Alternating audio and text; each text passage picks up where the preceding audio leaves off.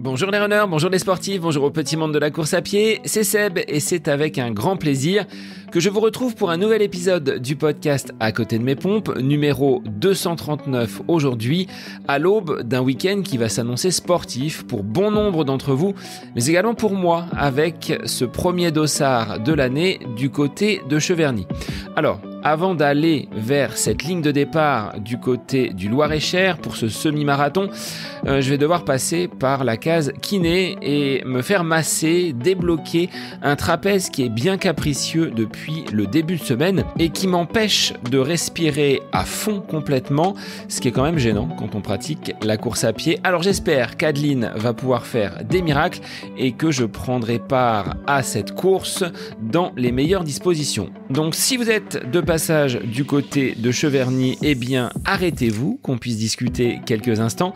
Et du côté de Paris, il y aura aussi de belles émotions, des larmes, de joie bien évidemment, avec des chronos en perspective, de belles courses, des défis. Faites-vous plaisir sur ce marathon de Paris et n'hésitez pas sur les réseaux à venir en discuter, à laisser votre évaluation sur votre plateforme d'écoute préférée à laquelle bien évidemment vous êtes abonné. Et c'est le cas de Rico d'Arras qui nous dit « Je viens de découvrir depuis un mois votre podcast. Merci, j'adore. Quelle pertinence pour vos sujets et vos invités. Bravo. » Alors du nord de la France, Rico, merci beaucoup pour ce petit message. C'est important pour le podcast, vous le savez. Une petite évaluation et ça permet de remonter dans les résultats de recherche, d'être plus visible et de vous permettre de découvrir tous ces invités qui sont passés depuis bientôt 4 ans sur le podcast À côté de mes pompes.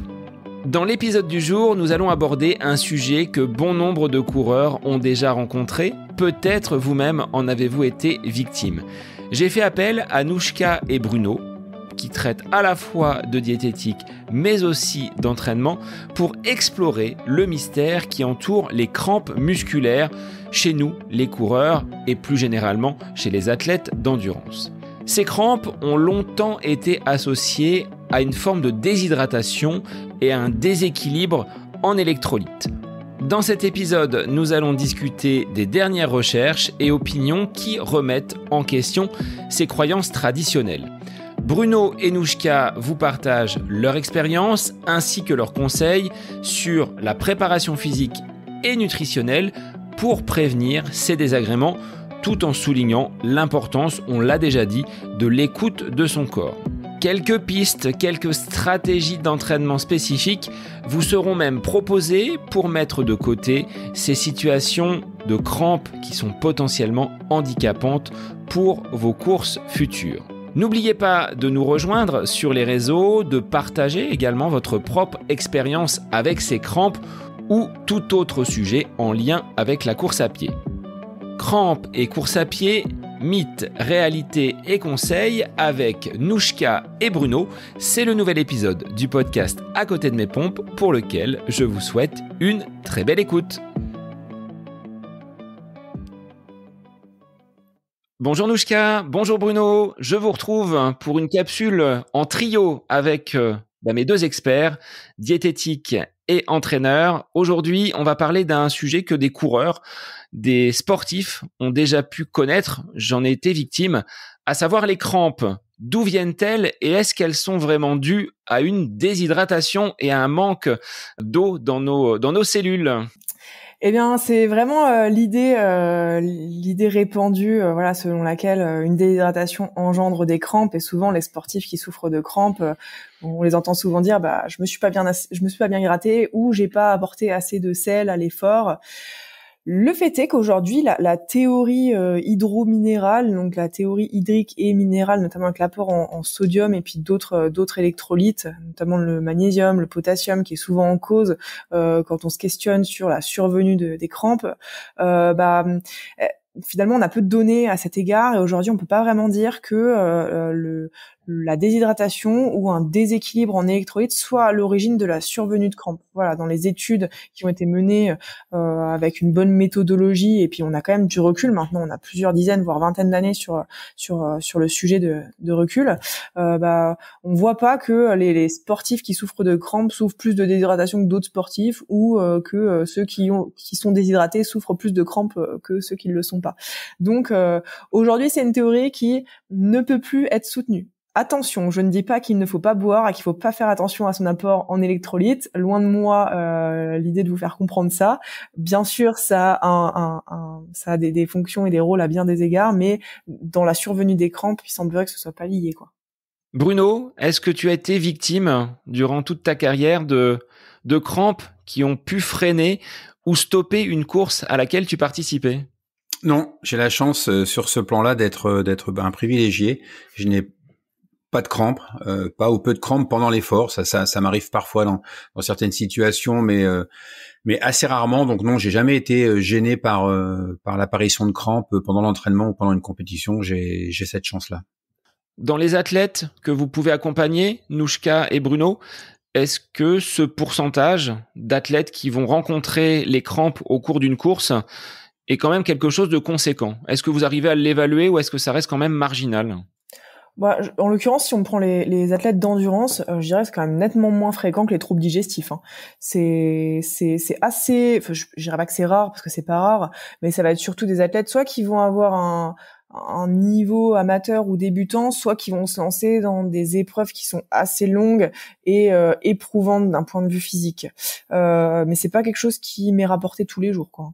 Ouais, même chose pour moi. Alors, ça peut paraître prétentieux, mais peut-être que c'est parce que, à la fois pour Nouchka, parce qu'ils sont bien préparés sur le plan alimentaire et moi sur le plan physique. Mais c'est vrai que les sportifs qui s'entraînent correctement, qui font suffisamment de sorties longues quand c'est nécessaire, qui font attention à leur hydratation, qui s'étirent, on a vraiment, enfin, c'est assez rare qu'on ait des problèmes de crampes qui reviennent comme ça de manière récurrente. C'est assez rare. Je confirme. Donc un entraînement musculaire, une habitude justement de courir à des allures qui vont se rapprocher d'une allure de course, ce serait peut-être la clé pour mettre de côté ou du moins éloigner ces crampes. Est-ce que ça peut être une piste ? Je pense, oui, parce que le contexte d'apparition des crampes, c'est souvent dans des conditions de grande fatigue musculaire, et en fait c'est la théorie qui est avancée actuellement et celle qui serait la plus plausible, c'est que les crampes sont liées à des problèmes au niveau neuromusculaire et à une excitabilité des nerfs moteurs, et ça survient davantage lorsqu'on va faire un effort qui est intense ou qui est peu habituel. Je dis souvent que généralement quand on va faire un marathon, les crampes elles surviennent au 30e kilomètre et pas au 5e, parce qu'on est dans un effort qu'on ne connaît pas, où on a sûrement un déséquilibre au niveau musculaire et surtout au niveau neuromusculaire, au niveau nerveux, de sorte à ce que la survenue de crampes soit plus importante. Donc en partant de ce constat-là, on peut se dire que l'entraînement reste finalement une prévention efficace, parce qu'en s'habituant à certains niveaux d'intensité ou à une certaine charge d'entraînement, à partir du moment où on va partir en course et on connaîtra finalement un petit peu l'effort et la charge que ça demande, on sera moins sujet aux crampes. Ouais, je rejoins tout à fait Nouchka. On parle du mythe, enfin, on parle du marathon, du mur du marathon. J'aime bien briser les murs et briser les mythes. Donc pour moi, le mur du marathon, c'est un mythe, sauf pour les athlètes de très très haut niveau qui ont ce phénomène-là, parce qu'ils ont une perte de carburant, parce que eux utilisent de manière préférentielle les glucides et donc vont tomber entre guillemets en panne d'essence. Mais pour 90% des coureurs qui utilisent un mélange lipides-glucides, Nouchka pourra confirmer ou infirmer ce que je dis si je dis une bêtise. La plupart du temps, quand au 30 ou au 35e, la vitesse baisse ou qu'on a des crampes ou qu'on a des douleurs musculaires, c'est parce qu'on est mal préparé. C'est pas parce qu'on a tapé le mur, c'est parce qu'on s'est pas assez hydraté, c'est parce que le corps n'est pas assez habitué à tout ça. Donc moi, ce que je conseille en tant qu'entraîneur, c'est tu sais Seb, mon principe d'efficience auquel je suis tellement attaché, c'est de s'entraîner à la vitesse de course, c'est de s'entraîner suffisamment longtemps, la règle des 4/5e au marathon, de s'entraîner suffisamment longtemps pour éviter ces phénomènes-là où le corps est amené dans des zones qu'il ne connaît pas. Et la crampe, je pense que c'est juste le corps humain qui se défend, qui réagit parce qu'il est dans des zones qu'il ne connaît pas ou auxquelles on ne l'a pas préparé. Est-ce que tu peux rappeler, Bruno, cette règle des 4/5e, justement, qui va s'appliquer sur la sortie longue, sur cette habitude du corps à l'effort quand on prépare de longues distances? Oui, moi, ce que je recommande quand on fait un marathon, c'est que la sortie la plus longue à 3 semaines de l'objectif représente les 4/5e de la durée de l'effort. Et on a maintenant, moi je fais partie d'une ancienne génération où à moins de 3 heures au marathon, on n'existait pas, donc il n'y avait pas de gens qui faisaient 4 heures, 5 heures, 6 heures comme maintenant. Donc quand quelqu'un prépare un marathon en 5h30, on est quasiment dans la problématique que j'avais moi quand je préparais un 100 km en 6h50. Donc c'est la même chose. De même que quelqu'un qui fait un semi-marathon en 2h15, 2h30, il est dans la même problématique que Kipchoge ou qu'un athlète de haut niveau qui fait du marathon. Donc faut pas mentir aux gens. Quand on part pour courir 5 heures, 5h30, 6 heures maintenant sur les marathons, si on n'a pas fait des sorties longues suffisamment longues, le corps humain ne sera pas en capacité de s'adapter. Donc la règle des 4/5e, c'est je fais un marathon en 5 heures, je vais faire ma sortie la plus longue à 3 semaines de l'objectif d'une durée de 4 heures. Mais bien évidemment, avant cette sortie de 4 heures, il y a une sortie de 3h45, une sortie de 3h30. Progressivement, on augmente la durée de l'effort pour arriver à être en capacité de faire les 4/5e sans difficulté. On en revient à la notion de progressivité qui, je pense, pour moi, est la clé. Là, si on parle des crampes, je pense qu'être progressif dans son entraînement et dans les intensités, ça permet de prévenir une bonne partie de ces risques-là, quoi. Alors, c'est ce que disait un petit peu Marie Léoté, Bruno, qu'on a reçu et qu'on a accompagné sur 2 capsules. Avant que la crampe n'arrive, le corps doit nous envoyer quelques signaux. On doit, je pense, être capable, si on est suffisamment à l'écoute de son corps, de déceler des petites défaillances, des moments où on se dit « Oh, on est proche du précipice et ça va pas tarder à cramper ». Est-ce que tu partages cette vision que Marie nous avait exposée ? Oui, complètement. Et ça fait écho à cette notion qui est importante pour moi d'être toujours centré sur ses sensations, d'écouter son corps, d'écouter les signaux qu'il nous renvoie. Et ça, c'est aussi une habitude à développer dans l'entraînement maintenant avec, alors c'est pas le sujet, mais avec les GPS, les montres connectées, les sportifs, ils ont tendance à oublier leur corps et à suivre à la lettre ce que dit la montre. Non, il faut être centré sur ses sensations et, la crampe, oui, c'est quelque chose qui n'arrive pas comme ça du jour au lendemain. Donc, être centré sur soi, c'est hyper important. C'est même, pour moi, c'est même fondamental. Et puis après, au-delà de ça, je suis pas non plus un spécialiste de la physiologie musculaire, mais souvent la crampe, c'est le début de quelque chose qui va être encore plus compliqué, la contracture, et puis au-delà la déchirure. Enfin bref, donc faut être vraiment très vigilant. Nouchka, je pense qu'on peut ajouter également que la prise alimentaire, même si on l'a dit, il n'y a pas de lien spécifique ou avéré entre la déshydratation et la crampe, on va pas s'amuser à sauter un ravitaillement, à se dire finalement je peux courir pendant X heures sans m'alimenter et sans boire. On reste sur des principes de base. L'alimentation en course à pied, à l'effort, est importante. Bien sûr, comme je disais, même si aujourd'hui on peut pas dire que la nutrition de façon globale joue un rôle dans la survenue des crampes, il n'empêche que ça joue un rôle dans beaucoup d'autres choses. Donc évidemment, en plus, la question qui reste un peu en suspens pour moi, c'est est-ce que un défaut d'hydratation ou un défaut de nutrition ne mettrait pas l'organisme et le système neuromusculaire dans de mauvaises conditions qui favoriseraient peut-être la survenue de crampes. Alors, du coup, est-ce qu'il y aura un lien indirect et pas direct? C'est ça la question qui pour moi reste en suspens et je pense qu'il faudrait un peu élucider dans les années à venir. En tout cas, moi, j'ai pas lu de papier là-dessus, donc je ne sais pas. Et puis même pour discuter avec des mecs, des coachs qui sont vachement calés en physiologie, c'est une question quand même. Les crampes. Personne aujourd'hui n'a la vraie réponse à cette question, alors que c'est quand même un phénomène qui existe depuis la nuit des temps, quoi. Hein. Donc, d'un point de vue biochimique, physiologique, on l'a pas trop élucidé. On sait que voilà, il y a une théorie neuromusculaire qui est complexe et que moi je ne saurais pas forcément bien expliquer parce que je suis pas forcément spécialisée là-dedans. Mais finalement, quelle est la solution? Voilà, c'est ça, parce que un problème, on aime toujours avoir une solution. Aujourd'hui, quelle est la solution pour éviter les crampes? J'en ai pas, à part de dire aux gens de s'entraîner pour habituer notre organisme, en fait. Est-ce que au niveau sanguin, on pourrait pas trouver peut-être un déséquilibre, un manque, peut-être quelqu'un qui aurait une circulation veineuse un petit peu insuffisante pourrait entraîner ce type de désagrément avec ses crampes? c'est compliqué parce que si c'est neuromusculaire, c'est pas au niveau sanguin, donc je ne vois pas trop ce qu'on pourrait doser au niveau sanguin pour voir ça, quoi. Surtout si du coup c'est pas lié à un déséquilibre électrolytique, la seule chose qui aurait pu être facile à doser, c'est ça, les électrolytes, et on peut finalement pas trop le doser. Donc je pense pas qu'on peut, en tout cas j'ai jamais entendu ça, qu'on puisse se référer à un dosage biologique pour juger de ça. Surtout, on sait que c'est surtout ça englobe surtout la sphère biochimique et pas trop biologique avec tous les marqueurs biologiques, quoi.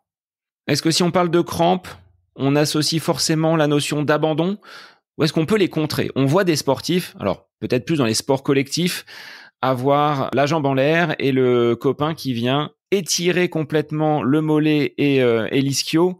Est-ce que ça suffit, ou est-ce que on retarde seulement de quelques instants le stop qui va être inévitable, ce corps qui lâche finalement? Alors sur les courses de longue distance, c'est pas quelque chose qui est fréquent. C'est vrai qu'on voit souvent les sportifs dans les sports co, dans des matchs où on va effectivement avoir cette attitude de la personne qui vient étirer. Alors moi j'ai pas assez de connaissances physiologiques mais je pense que c'est une action contraire, hein, parce que la crampe c'est quoi? C'est le muscle qui se contracte de manière involontaire. Je pense qu'on va étirer à l'inverse pour contrecarrer cette contraction. J'ai pas de souvenirs de gens qui aient vécu ce genre de choses sur des épreuves longues et qui est dû arrêter complètement. J'ai pas ce souvenir-là. J'ai pas non plus de souvenir de gens qui aient eu des crampes sur des 24 heures et qui aient pu repartir. Donc c'est une fois de plus, je pense qu'on en revient au sujet, c'est-à-dire que si on est vraiment bien préparé, et moi c'est vraiment ce que je dirais, hein, on sait pas vraiment d'où ça vient les crampes, on n'a pas vraiment de notion précise. Donc faisons de la prévention. Il faut bien s'entraîner, il faut bien s'hydrater, il faut bien s'étirer. Et puis si on fait tout bien, au moins on pourra se dire, si la crampe elle survient, c'est un phénomène sur lequel je pouvais pas agir. Mais déjà bien faire les choses en prévention, c'est pour moi ce qui est le plus important. Ouais, et puis pour ajouter un truc, peut-être diminuer l'intensité au moment où on sent qu'elle vient ou après. Finalement, c'est peut-être ça la clé du truc, c'est pour éviter que ça nous handicape sur la fin de l'épreuve. C'est l'intensité qu'on va devoir adapter pour recruter un petit peu moins le système neuromusculaire. Mais c'est vrai que au final, on voit peu de sportifs qui abandonnent à cause de crampes, hein. Ça revient à cette notion d'écoute du corps et de baisser un petit peu le curseur. Il y a un risque quand même, si on ne s'arrête pas, on l'a dit tout à l'heure, hein, crampe, derrière contracture, peut-être déchirure. Alors moi, je suis pas calé non plus en physiologie. Est-ce qu'on peut aller jusque-là? Dans tous les cas, je pense que si tu as une crampe à l'ischio-jambier, par exemple, en pleine course, tu vas fortement être handicapé et tu pourras difficilement continuer l'effort. Donc, ou du moins pas sur des longues minutes ou des longues heures. Donc, je sais pas si on peut vraiment aller jusque-là. À mon avis, c'est peut-être si c'est récurrent et si on tire un petit peu sur la corde avec des crampes qui sont récurrentes. Mais je pense que de façon aiguë, c'est-à-dire que si ça arrive une fois, tu adaptes l'intensité et ça risque pas d'aller jusque-là, quoi. Moi, j'ai déjà observé, hein, je ne suis pas victime de crampes, ça ne m'arrive pas, j'ai cette chance, mais parfois, après une course ou après l'entraînement, j'ai l'impression que mon corps est habité d'aliens ou de petites bestioles qui sont au niveau de mes mollets. Surtout, moi, c'est vraiment sur les mollets, donc ça bouge tout seul. J'ai ce qu'on appelle des fasciculations, ça fait un peu peur parce que on a l'impression qu'on a un alien qui a pénétré notre corps, donc ce sont peut-être pas des crampes, mais je pense que ça doit se rapprocher un peu peut-être des prémices ou je ne sais pas. Après, c'est pas handicapant, mais ces fasciculations, elles sont quand même assez étonnantes quand on les voit se manifester. Oui, je pense que c'est lié, hein, c'est pas des crampes, mais finalement, puisque ça englobe la sphère neuromusculaire, c'est surtout, je pense que c'est une hyper excitabilité des nerfs qui peut durer jusqu'à quelques temps après l'effort, le temps que le système nerveux se rééquilibre, quoi.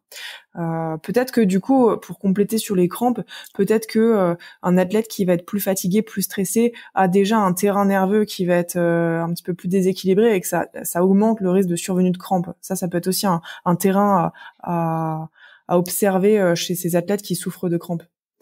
Nouchka, est-ce que l'on peut Résumé en quelques mots, alors on n'apporte pas une réponse tranchée. C'est pas oui, c'est un manque d'hydratation qui est la cause de crampes. Ça reste quand même quelque chose d'assez mystérieux. Il y aura d'autres, je pense, questions mystérieuses autour de la course à pied et de phénomènes que l'on peut connaître. Est-ce que tu peux dire en quelques mots ce que l'on a évoqué dans cette capsule avec Bruno ?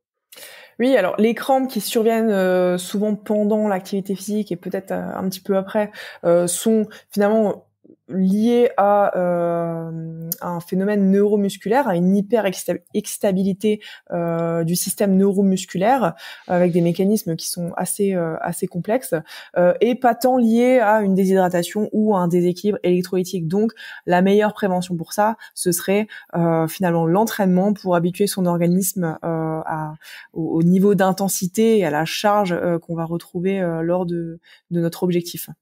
Bruno, est-ce que tu avais un petit complément à apporter ? Non, je pense que le mot vraiment de prévention, c'est quelque chose qui est bien associé à cette problématique, je pense. Moi, je conseille aux sportifs que j'accompagne de bien s'entraîner, de s'entraîner à la vitesse spécifique et dans les conditions de la course pour justement préparer à ça. Je crois que le corps humain est bien fait, donc si on le prépare bien, il y a moins de raisons que les crampes apparaissent. Donc bien s'entraîner, bien s'étirer, bien s'hydrater. Je pense que voilà, si la peur d'avoir des crampes permet de bien faire les choses et d'être dans la prévention, et ben au moins ça aura cette utilité-là. Merci Nouchka, merci Bruno. À mes deux experts, eh bien, je vous donne rendez-vous dès la semaine prochaine pour un nouvel épisode. Et pour les auditeurs, je vous souhaite une très belle semaine. Merci de votre écoute. J'espère que cet épisode avec invité vous aura plu. Je vous remercie infiniment de votre écoute. Pour faire remonter le podcast dans les classements, je vous invite à laisser une petite évaluation sur Apple Podcast, 5 étoiles, un petit commentaire, ça me fera énormément plaisir et vous permettrez au podcast d'être remonté, diffusé, déployé sur ces différentes plateformes de façon plus importante encore qu'il n'est actuellement. Et puis je vous invite à me retrouver sur les différents réseaux, Facebook, Instagram. Laissez votre petit message, votre commentaire, ça me fait plaisir d'échanger avec vous. Si vous avez des questions, si vous voulez échanger sur quelconque sujet en lien avec la course à pied, mais pas que, parce que le sport c'est une philosophie de vie et c'est une passion qui nous anime de façon commune, donc n'hésitez pas à venir échanger avec moi. Sur ce, je vous souhaite une bonne fin de semaine, un bon week-end et je vous dis à la semaine prochaine pour un nouvel épisode du podcast À côté de mes pompes.